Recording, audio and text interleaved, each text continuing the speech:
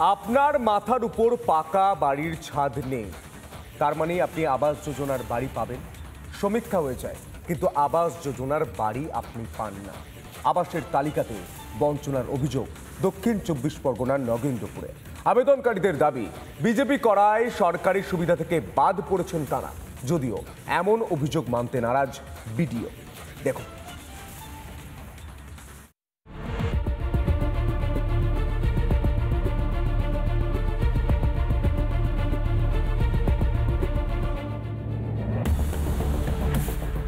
সেই ভোট দিই তখন বলো ঘর দেবো তোমাদের, ফটো তুলে নিয়ে যায়। ভোট হয়ে গেলে আর দেখ, ভোট শেষ তো প্রতিশ্রুতিও শেষ। গরিবের কথা আর মনে থাকে না তৃণমূল নেতাদের। ফলে রোদ ঝড় জলে জোড়াচিহ্ন ফুটি ফাটা এই মাটির বাড়িতেই বাধ্য হয়ে থাকতে হচ্ছে হতদরিদ্র মানুষগুলোকে।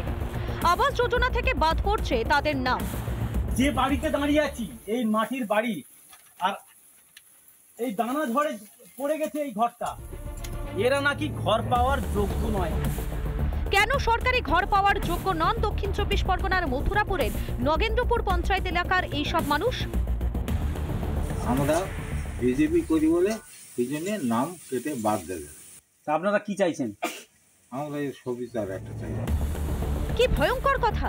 একজন দাবি করছেন বিজেপি করায় নাকি শাস্তি পাচ্ছেন তিনি। আরেক গ্রামবাসীর দাবি, প্রশাসন নাকি বলেছে তাদের রয়েছে পাকা বাড়ি। ঘরের তালিকায় নাম এসেছিল? হ্যাঁ এসেছিল।